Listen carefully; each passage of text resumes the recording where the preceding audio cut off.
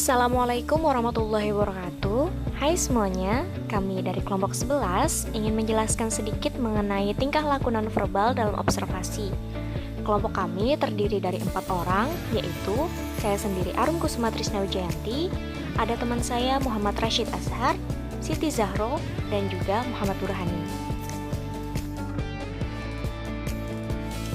Langsung saja kita bahas mengenai materi yang pertama, yaitu tingkah laku nonverbal dalam observasi. Tingkah laku itu ada dua, yaitu verbal dan nonverbal. Tingkah laku verbal itu adalah tindakan seseorang yang disertai dengan kata-kata. Berbeda dengan tingkah laku verbal, tingkah laku nonverbal yakni tindakan seseorang yang muncul tanpa disertai dengan kata-kata. Perilaku nonverbal itu mencakup segala ungkapan yang dituangkan dalam bentuk cara menatap mata, bahasa tubuh, kualitas suara, dan lain sebagainya.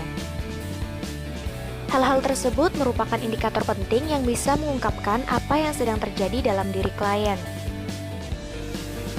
Selanjutnya, bila dikaji lebih jauh, makna-makna yang muncul dari sebuah tingkah laku pada dasarnya mengandung arti komunikasi, yaitu komunikasi verbal maupun komunikasi nonverbal. Jika komunikasi verbal menggunakan kata-kata baik secara lisan maupun tulisan, komunikasi nonverbal yaitu tidak menggunakan kata-kata. Komunikasi nonverbal adalah komunikasi yang pesannya dikemas secara khusus dalam bentuk nonverbal, yaitu dengan berupa bahasa tubuh, tanda, tindakan, ataupun perbuatan.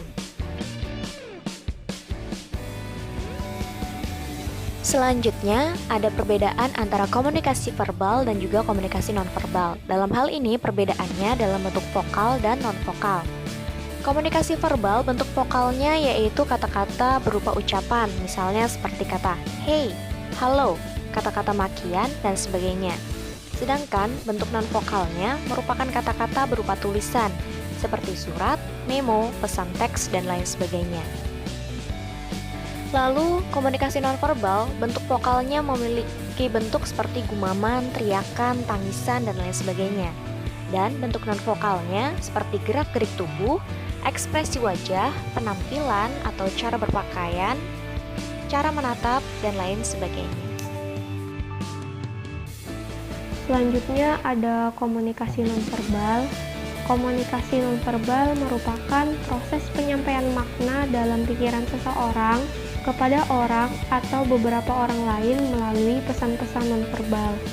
Dalam pengertian lain, komunikasi nonverbal merupakan jenis komunikasi di mana pesan tidak disampaikan melalui kata-kata, tetapi melalui ekspresi muka, bahasa tubuh, gerak isyarat, intonasi, dan lain sebagainya. Selanjutnya ada pentingnya komunikasi nonverbal. Nah, ternyata komunikasi nonverbal ini memiliki peran yang penting dalam proses komunikasi kita sehari-hari. Di antaranya ada pertama, komunikasi nonverbal sangat menentukan makna dalam komunikasi interpersonal atau antar individu. Ketika kita mengobrol atau berkomunikasi secara tatap muka, kita banyak menyampaikan gagasan dan pikiran melalui pesan-pesan nonverbal seperti ekspresi, bahasa tubuh, dan intonasi. Nah, lawan bicara kita pun lebih banyak membaca atau menangkap pikiran kita melalui petunjuk-petunjuk nonverbal yang kita tunjukkan. Yang kedua, perasaan dan emosi lebih cermat disampaikan melalui pesan nonverbal daripada pesan verbal. Yang ketiga, pesan nonverbal menyampaikan makna dan maksud yang relatif bebas dari penipuan, distorsi, dan kerancuan. Hal ini dikarenakan pesan nonverbal jarang dapat diatur oleh komunikator. Nah, jadi melalui pesan nonverbal ini kita bisa mengetahui apakah lawan bicara kita itu menyampaikan hal yang sebenarnya atau tidak. Yang keempat, komunikasi nonverbal mempunyai fungsi metakomunikatif yang sangat diperlukan untuk mencapai komunikasi yang berkualitas tinggi. Fungsi komunikatif adalah fungsi yang memberikan informasi tambahan untuk memperjelas maksud dan pesan yang disampaikan. Yang kelima, pesan nonverbal merupakan cara komunikasi yang lebih efisien dibandingkan dengan pesan verbal. Dari segi waktu, pesan verbal sangatlah tidak efisien. Diperlukan lebih banyak waktu untuk mengungkapkan pikiran kita secara verbal. Yang keenam, pesan nonverbal merupakan sarana sugesti yang paling tepat. Terkadang ada situasi komunikasi yang menurut kita untuk mengungkapkan gagasan dan emosi secara tidak langsung. Nah, sugesti ini dimaksudkan untuk menyarankan sesuatu kepada orang lain secara implisit atau tersirat. Lalu ada fungsi peran nonverbal. Salah satu tokoh mengemukakan setidaknya ada 5 fungsi pesan nonverbal. Pertama ada repetisi, yaitu mengulang kembali gagasan yang telah disampaikan secara verbal. Contohnya, ketika kita sudah mengatakan persetujuan akan suatu hal, lalu kita mengangguk-anggukkan kepala kita.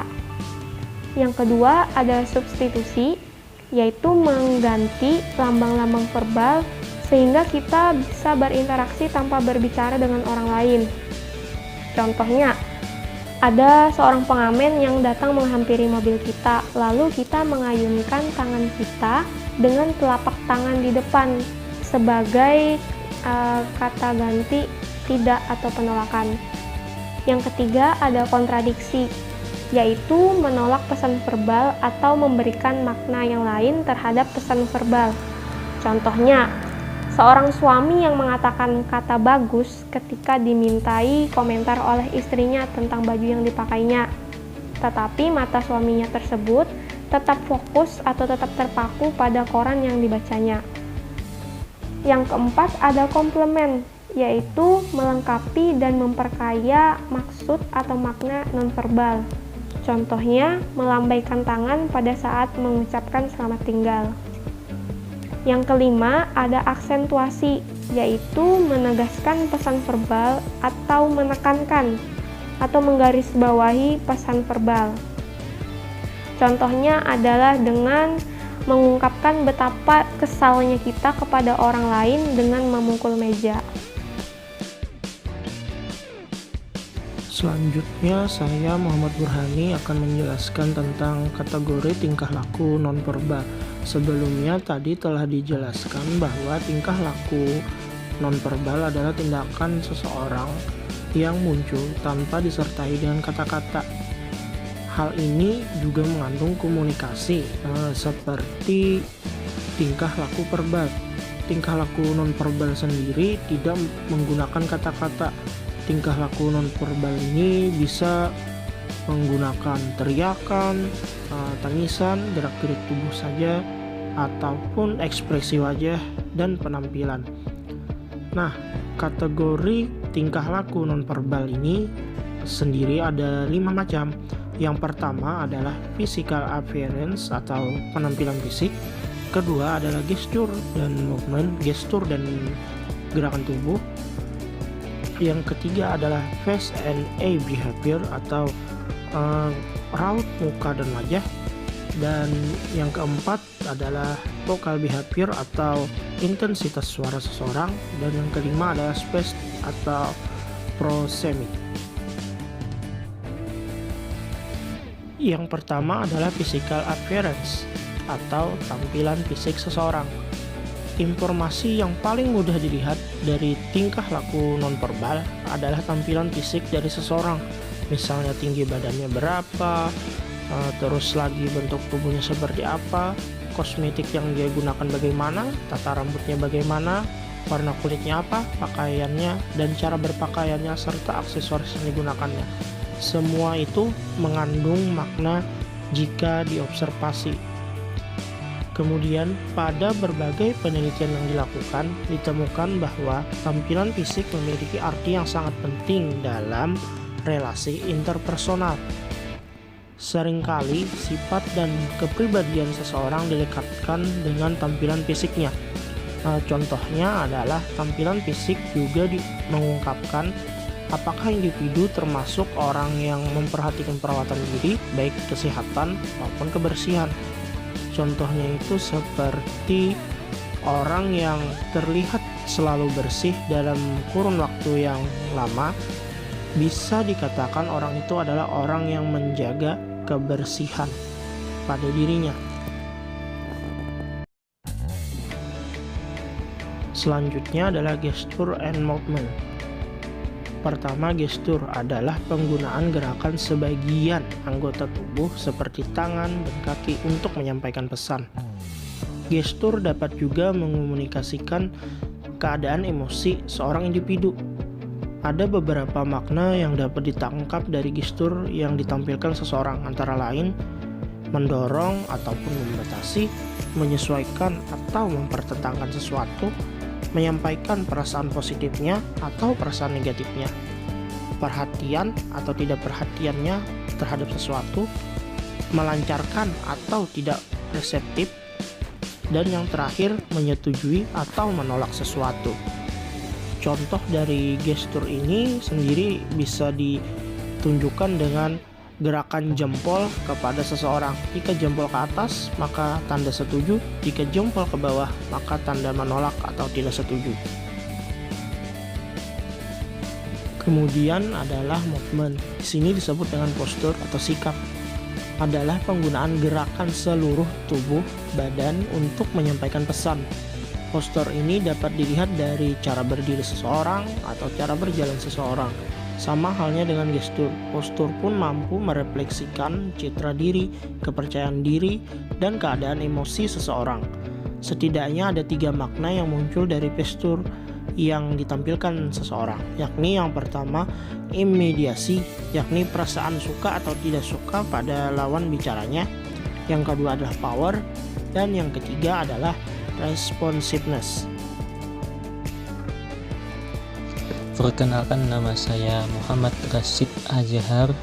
Di sini saya mencoba menjelaskan tentang face and eye behavior, yaitu melalui ekspresi wajah kita akan mengetahui apakah individu menunjukkan minat, mau terlibat, menunjukkan pengertian atau tidak, dan menunjukkan bagaimana emosi individu pada saat itu. Ada beberapa makna ekspresi wajah dan mata seseorang sebagai berikut: kebahagiaan, keterkejutan, ketakutan, kemarahan, kesedihan, kemuakan, pengecaman, minat, ketakjuban, dan tekad.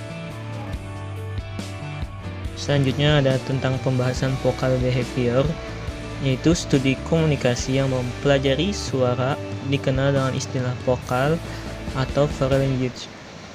Penggunaan vokal atau suara yang belum menjadi bahasa berhubungan dengan cara mengucapkan pesan verbal yang meliputi ritme atau nada bicara, tempo bicara, volume suara, fluensi atau kelancaran dalam berbicara. Yang selanjutnya yaitu space atau proxemic, penggunaan ruang sebagai sandi melalui pengaturan jarak atau ruang personal.